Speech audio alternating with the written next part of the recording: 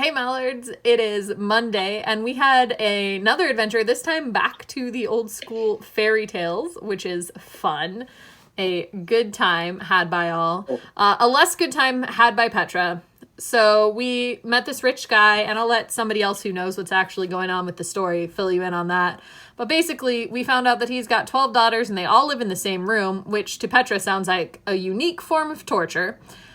And we tried to investigate their room to see where they go at night, because I guess they go missing every night. And other people were much better at that. Basically, all I did was look around and find nothing. That was the end result of Petra's contribution. Mallory's contribution was slightly more in that I came up with an absolutely absurd idea that Brooke's gonna run with, so lucky me. But the people who actually figured out what's going on, we can first go to Fizzy, who knows everything. So he recognized that the story was about the 12 dancing princesses, or that the fairy tale was the 12 dancing princesses.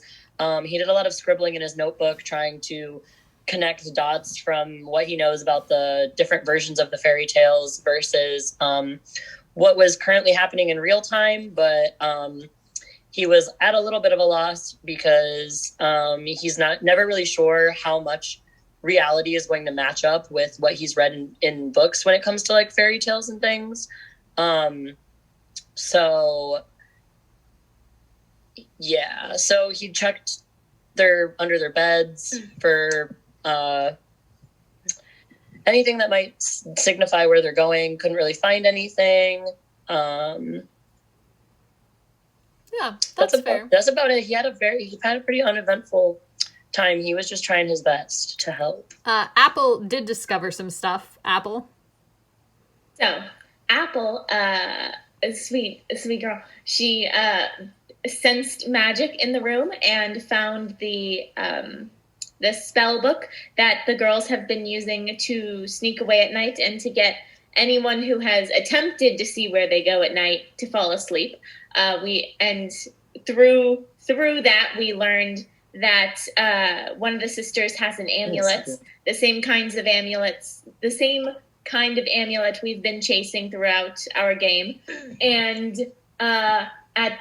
so we all went to where we believed they were, and Apple got snatched,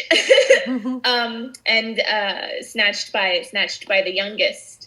And that is how, and so the youngest is real close to getting burned either by ice or fire. But luckily we were able to find them because of CB. Why is that? CB decided to put a tracker in the shoe of one of the people there because we all noticed that the shoe was the part that was like very used. Mm-hmm. Yeah. And Belial, anything to add? I was kind of just hanging out. That's fair. Yeah. I was there for moral support. I did teleport. I did teleport a couple times, as I do. Good job. Mm-hmm. Thank you. I also read in a spell book and deciphered a teleportation spell from the spell book. That didn't really help us with anything. Yeah, it didn't. It didn't. But I did do it. But it was something that was done. Also, I feel like Belial missed the most important thing, which is that at the very beginning of the evening, you spoke to Mr. Calliope. Oh, yeah, and he called me both good and noble. So take that, society. Very proud. Society. And then, Brooke, I would like to hear about this adventure from the point of view of Richard, the father. So all this poor dude knows is that his daughters are just going missing because, like, they have overnight help because they're insanely wealthy, and of course they have overnight help.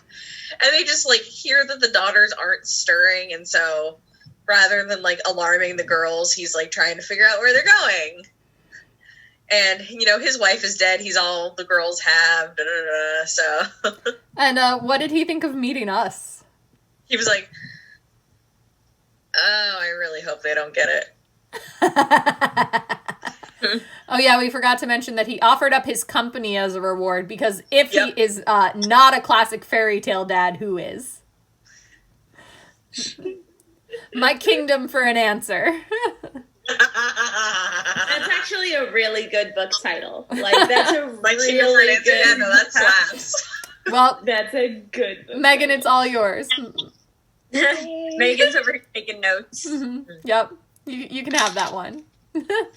All right. Well, we had a great adventure, and we'll be curious to see if we can figure out what's going on with the girls, and also if Apple ends up killing one before we even get started. Whoopsie daisy.